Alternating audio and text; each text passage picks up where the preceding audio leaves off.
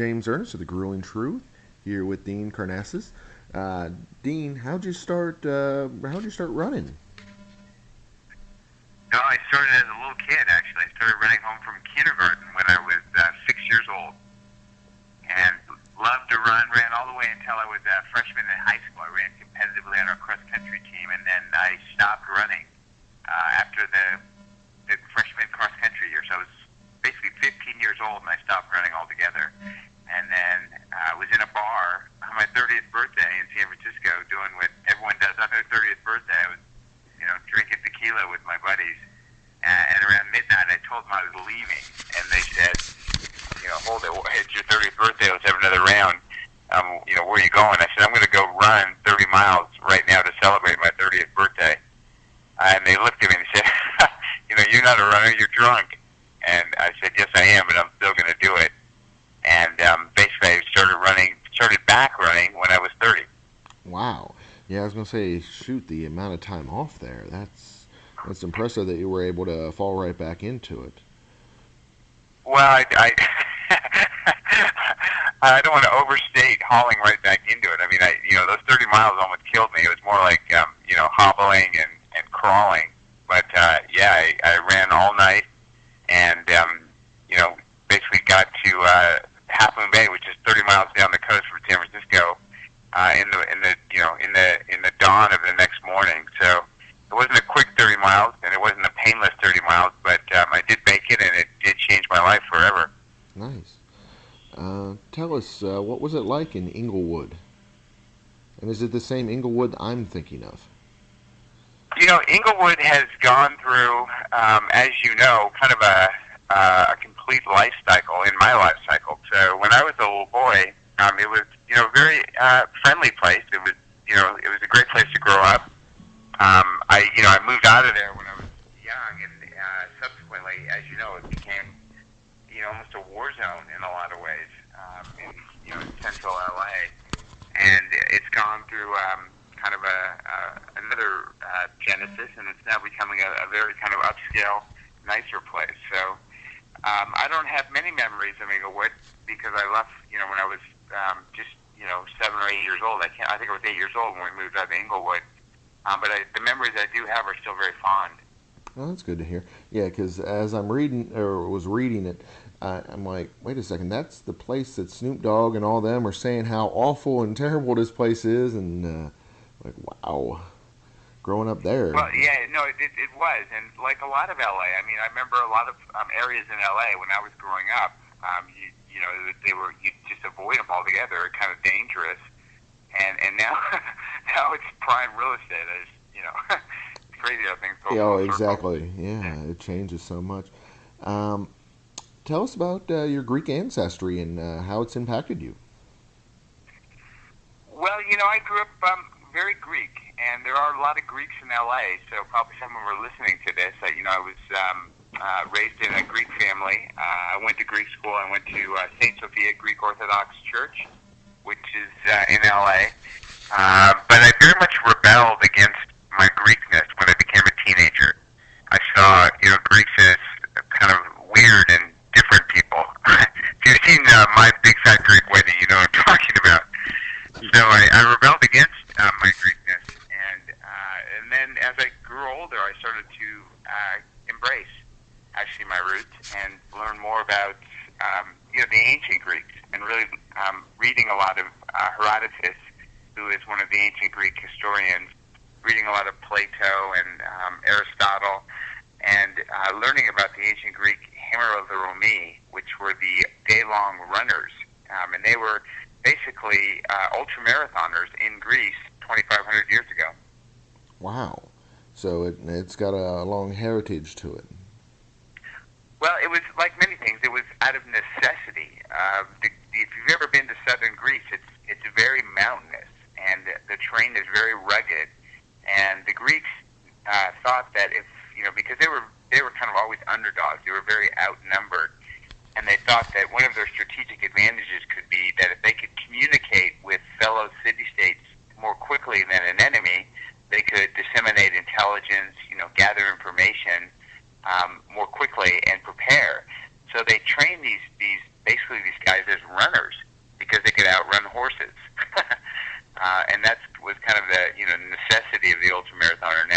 course, in this day and age, we do it as a challenge, as an athletic competition. But back then, it was more, for survival.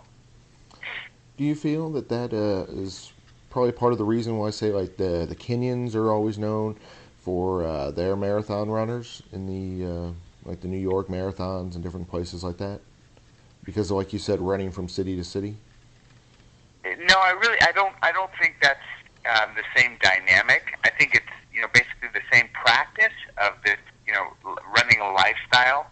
But I think back then in ancient Greece, again, it was more how they communicated and disseminated information. So these guys were foot messengers, where the Kenyans now they're not so much foot messengers as out of necessity running, because there aren't a lot of motorized vehicles. But the other thing is the economic incentive for the Kenyans. I mean, it's it's a very impoverished area where a lot of these runners come from, and if they win one big city marathon, that's more money than a handful of their mates will make their entire lifetime. So I think there's a large economic incentive these days for the Kenyans. So the dynamics are a little bit different, but the act of running is the same. Who do you feel gave you the love of the outdoors?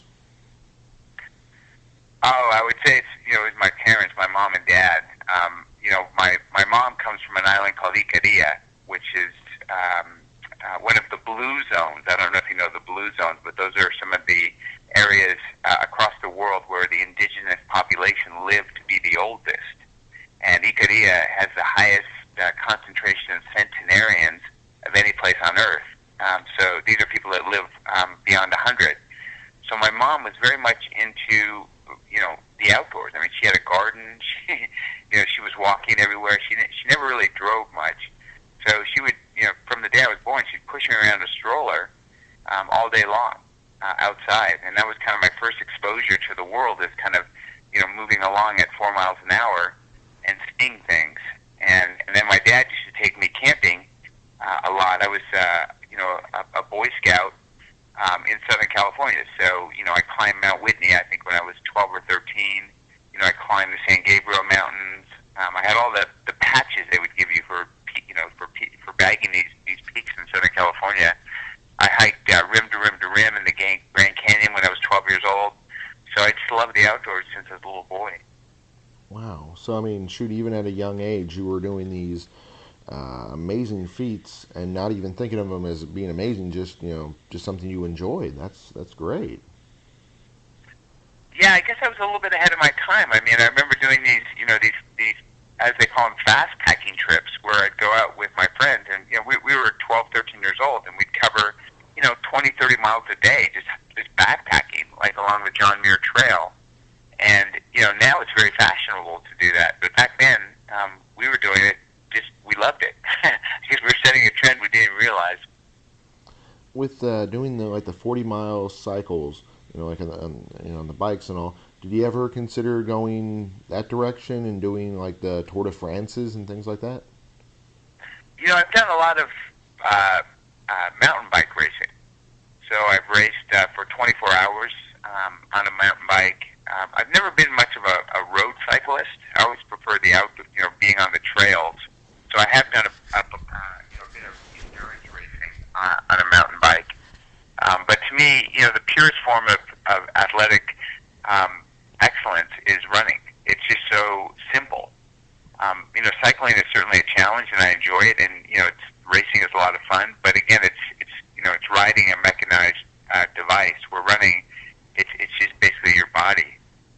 Exactly, I agree with you 100%. I mean, it's one of those things that, when they talk about what things should be in the Olympics, when things shouldn't, clearly running, I mean, is one of the things that the first people did to decide things, did for their lives. I mean, that and the other one, for a while they were talking about taking out wrestling, which always baffled me because I'm like thinking, wouldn't that make sense? They would, be able to run and, wrestle or fight to decide things. So to get rid of those two classic sports, it always kind of seemed crazy.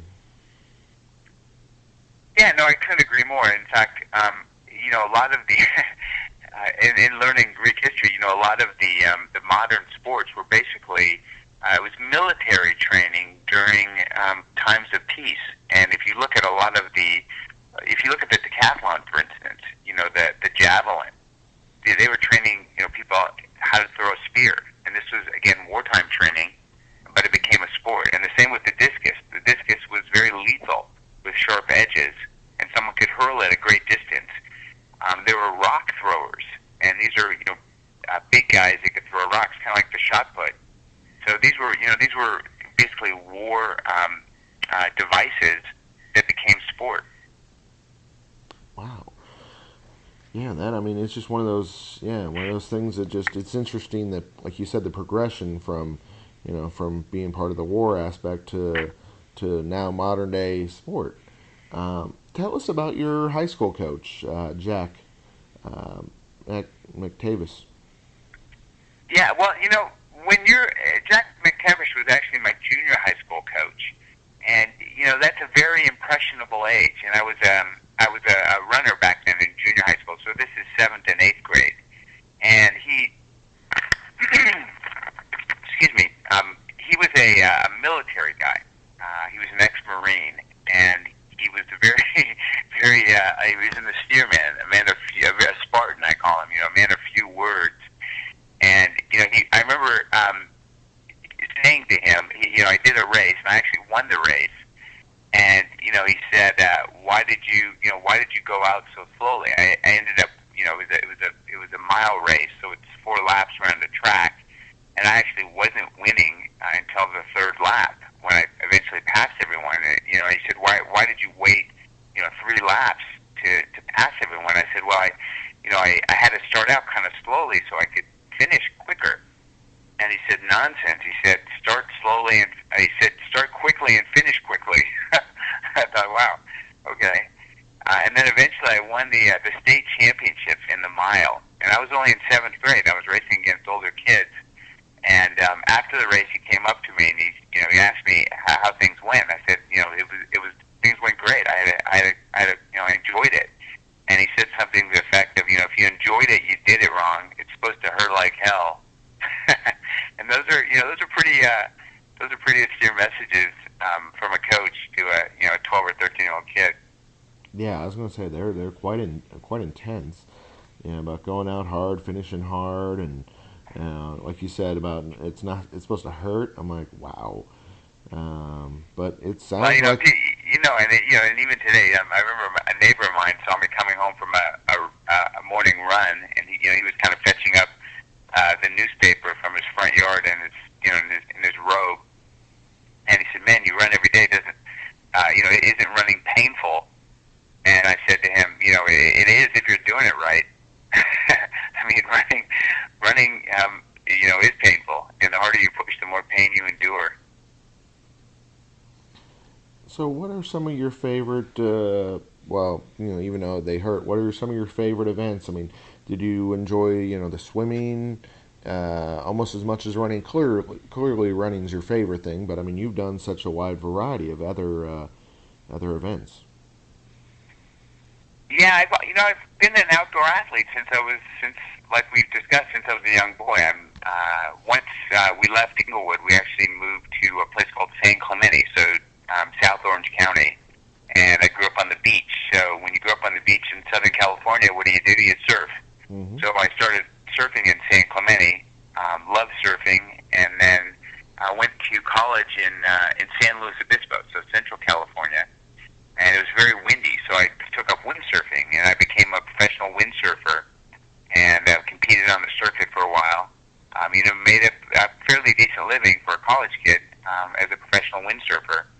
And then from there, I got into endurance sports, and that includes, of course, running, cycling. I've done adventure racing. I've done triathlons. I've climbed mountains. I've climbed Half Dome, for instance. So I just started getting more and more into these outdoor endurance sports, and just more following my passion than anything else.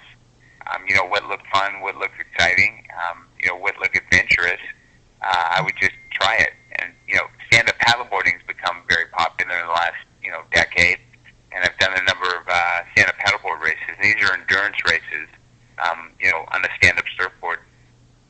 Wow, sheesh. Yeah, I was gonna say the one that impresses me the most, it baffles me.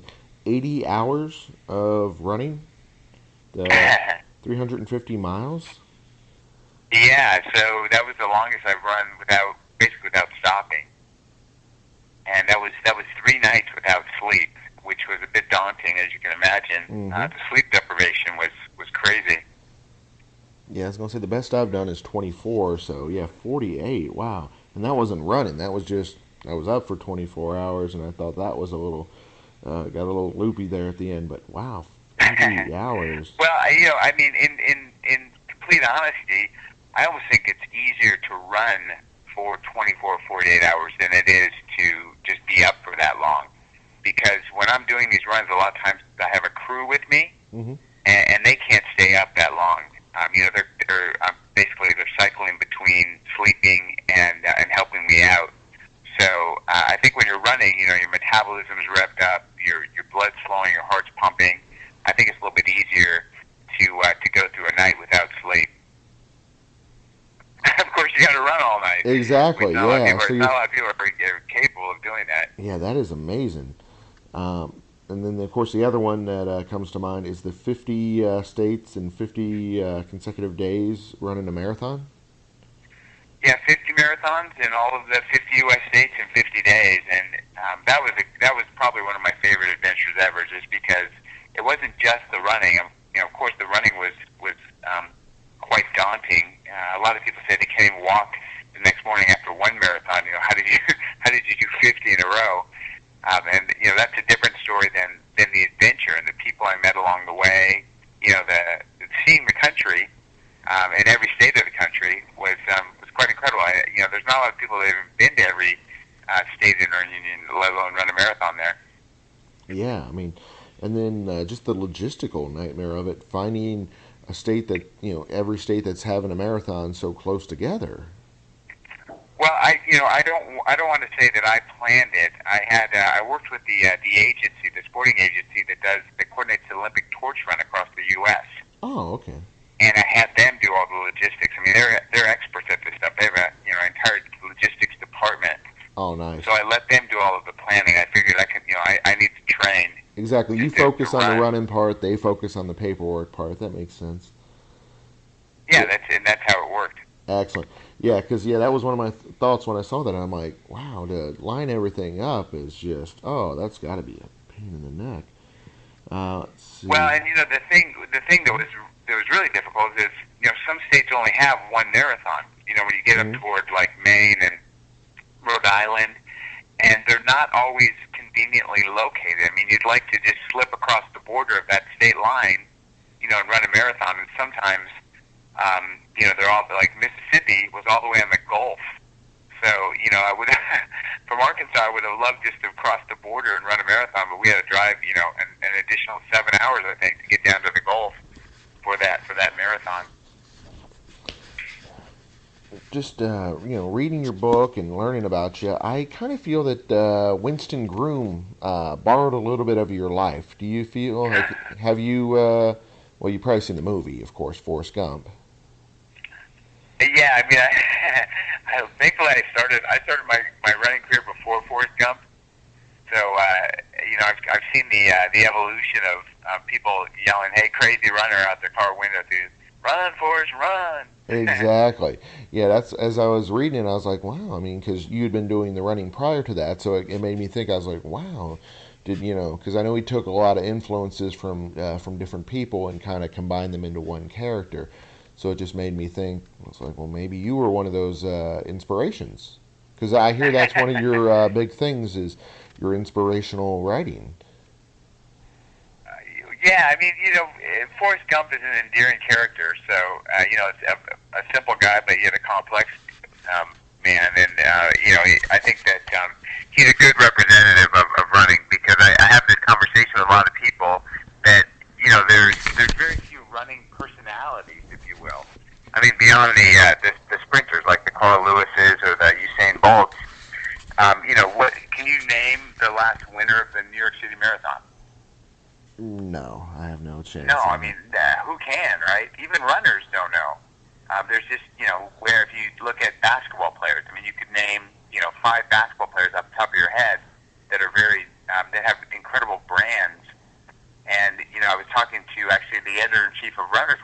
and he's saying, well, we've got this guy and this guy. I'm like, no one knows who these people are. I said, the biggest brand in running is Forrest Gump. Exactly. I mean, yeah, you're right. I mean, marketing is just such an important part of sports that, yeah, it's unfortunate that the runners aren't getting the credit they deserve. Well, I mean, it is what it is. Running is not, running is a participant sport, and sports like basketball or baseball or golf, those are not participant sports. I mean, those are spectator sports, right? Yeah, very so true. You're always going to have more people. Let's face it. I mean, running is it's not that interesting to watch. I'll be honest. The sprints or the mile maybe is kind of interesting and compelling, but watching someone run a marathon, you can basically distill it down to the last minute or two. And even then, a lot of times the leader is so clearly established. You're just watching a guy running through the finish line. It's not that compelling. Where when you look at something like a close basketball matchup, that's very exciting. But the thing with basketball is, people are sitting in the stadium, right? They're watching the game. Where the New York City Marathon, I mean, there's 55,000 people that are actually out there doing it, which I think is quite spectacular, even though they don't know who won the race. Exactly. But they're not so much interested in who won the race. They're more interested in their own personal experience. Exactly. I see what you're saying. More introspective and more about personal goals, which is great. That, yeah, the involvement in such a mass level. Well, and and it's intense. I mean, it's these are people that have trained like crazy. There's no way to fake your way to a marathon. I mean, no matter how fit you are, you've got to train. You've got to pay your dues. And all of the people that participate in a race like the New York City Marathon they've invested a lot of time and effort in training. There's been, commitment and sacrifice to be at that starting line. I was really appreciative of you sending the book, The Road to Sparta. Really enjoyed it. It was quite an interesting read, and about how the world's greatest foot race, and like we were talking earlier about just, how the messengers and all, being able to try to get an advantage. What was that like for you? I mean, experiencing your family's culture, experiencing running the same paths that those legends had. Well, this is the Road to Sparta is my fourth book, and each of my books have been a different journey.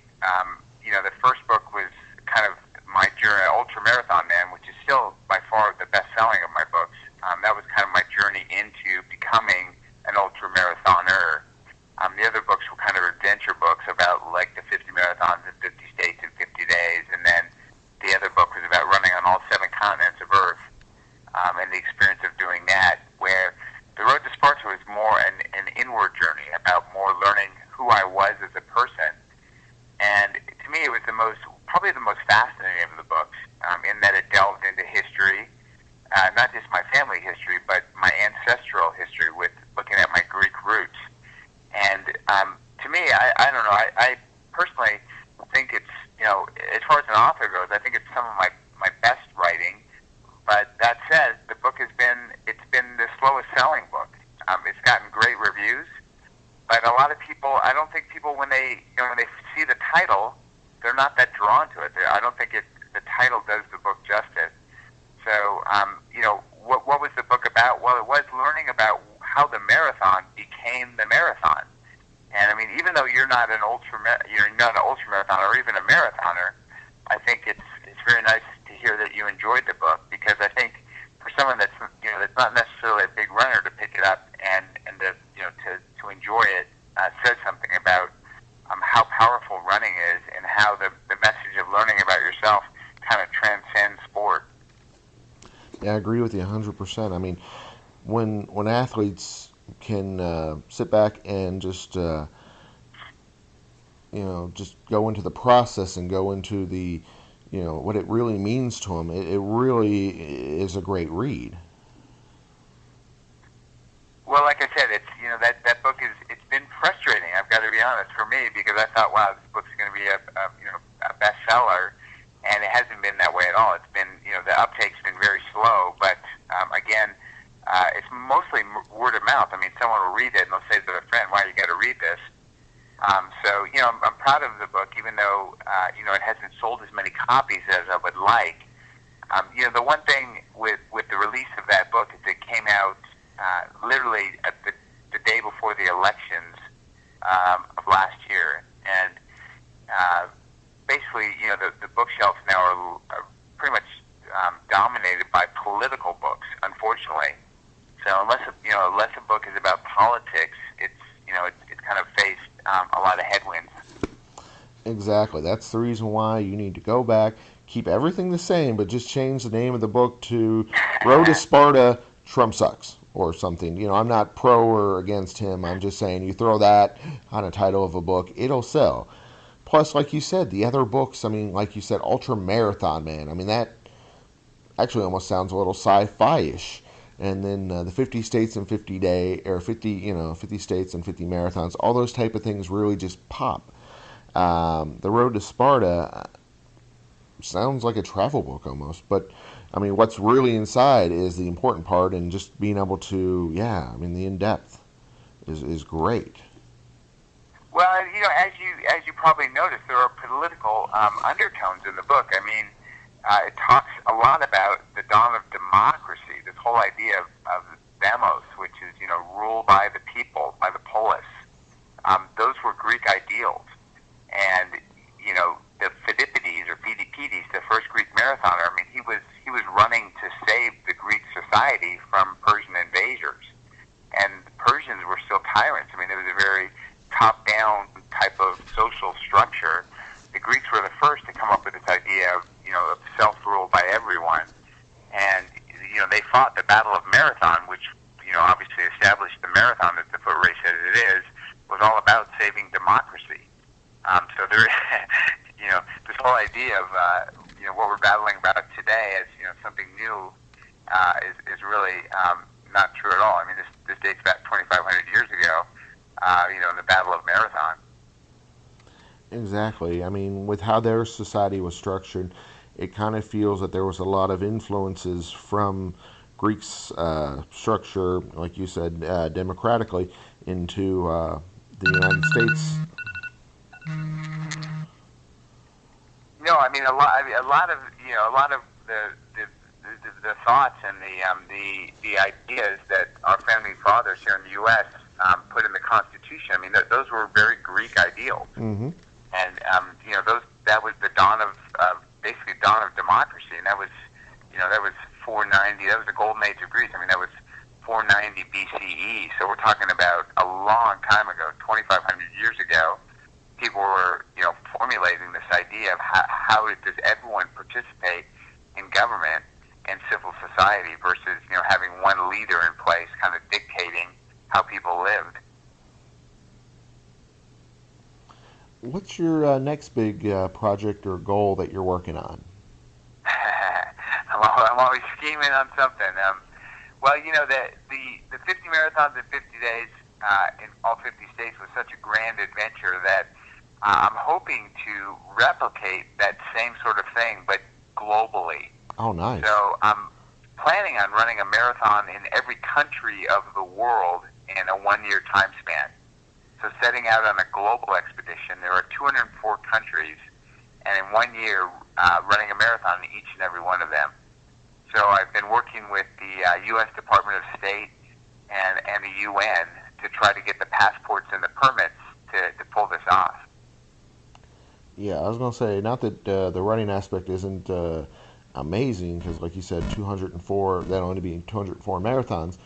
But yeah, the permit part on some of those countries is probably going to be just as equally impressive with North Korea and different places like that don't exactly like us over here in the United States.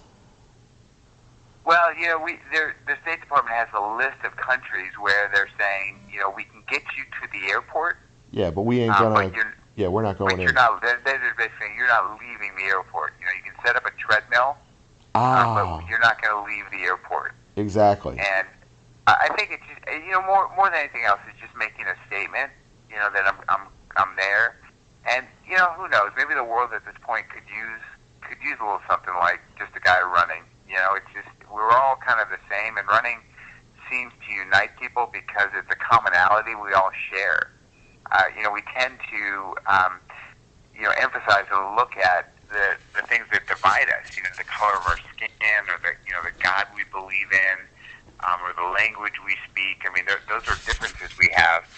But running is a commonality that every human shares, and in a way, it's profound and powerful in that regard. Very true. I mean, yeah, there's nowhere in the world that running doesn't exist, and it is an important part of our lives in some aspect of it. So yeah, that does sound like that will be amazing. But yeah, I agree with them, and the whole you can have a treadmill at the airport, because wow, I mean, some of those dangerous spots in the world.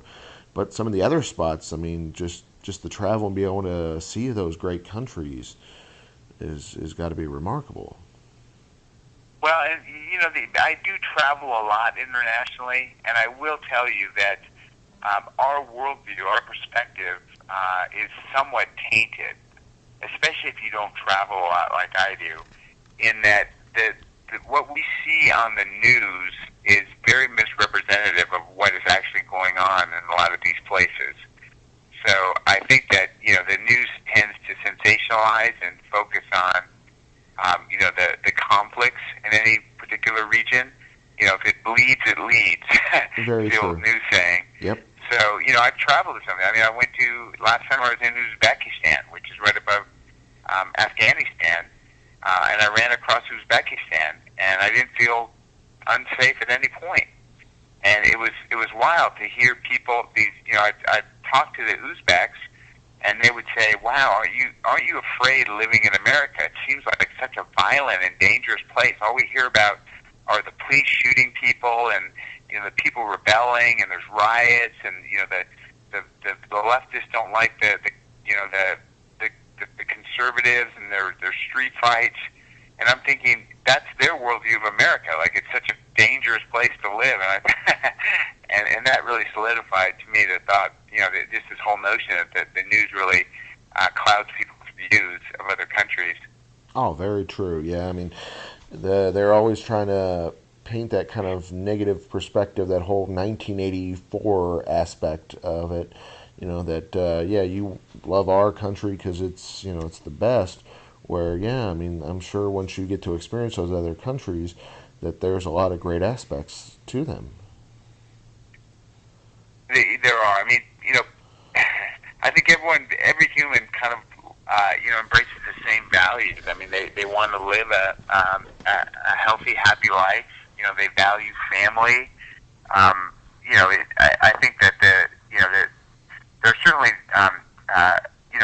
bad seeds in this world, but I still contend that those are the vast minority. That most people are very similar, regardless. Their values are very similar, regardless of where they live or what language they speak.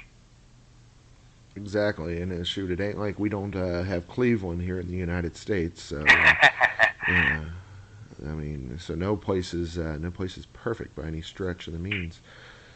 So that's the big goal for the next one, is the 204, or are there any other projects? That's the next goal. Yeah, if you had me on the show 3 years ago, I would have said it's going to happen next year, and I've been saying that for 4 years now. So I've basically been failing for 4 years, and I always tell people I fail a lot until I succeed. So I'm going to keep failing at this until one year I do succeed.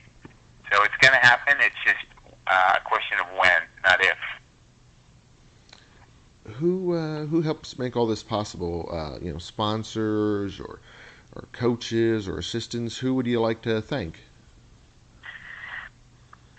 A lot of people that are much smarter than me made it happen. I'm really fortunate to work with some great sponsors. So a company called The North Face is one of my primary sponsors, and they're an expedition company. Although I'm a runner, that you think of the North Face as people climbing Mount Everest, but expeditions have changed. I mean, an expedition could be a run across Uzbekistan, or a marathon in every country of the world. That's just as much about exploration as it is about running. So, I'm working with the North Face. I'm working with the same agency that coordinated the Olympic torch run across the U.S. because they coordinate the global torch run around the world. So I'm working with them on the planning and the logistics. And I've also been working very closely with the U.S. Department of State. There's been changes as we know now. Within the Department of State, and there's still a lot of uncertainty there. When the Trump administration came in, their view of soft diplomacy or sports diplomacy was a bit different than the previous administration. So a lot of my contacts have turned over within the Department of State. So it's been kind of trying in that regard as well.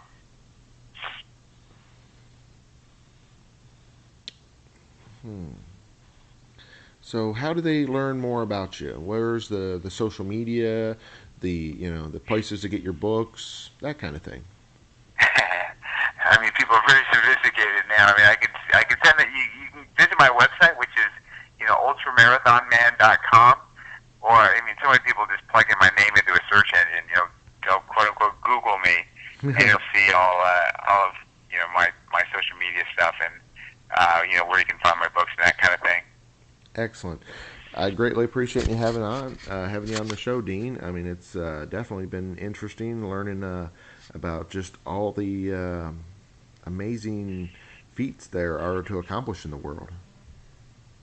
Well, thanks for having me on. I mean, I feel like I'm the luckiest guy on earth a lot of times in that I'm doing what I love. Every morning I get up and I'm living the life that I love, and I hope everyone can achieve that, because once you get to that place, you're just a happier person overall.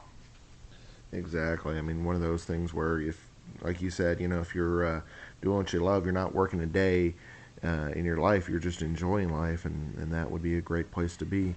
So, yeah, I'd like to thank you for coming on, and definitely want to have you back on when you, do the 204 countries and learn more about how that all went. Thank you, sir. Well, pick a couple countries and come join me. Oh, that would be amazing. Unfortunately, my company's travel budget is not there yet. Yeah, I was gonna say we're the ones trying to get to get to Cleveland, still more or less get to the other countries. So, but we're working on it, and we definitely appreciate your time and learning about you. Thank you, sir. Have a great day.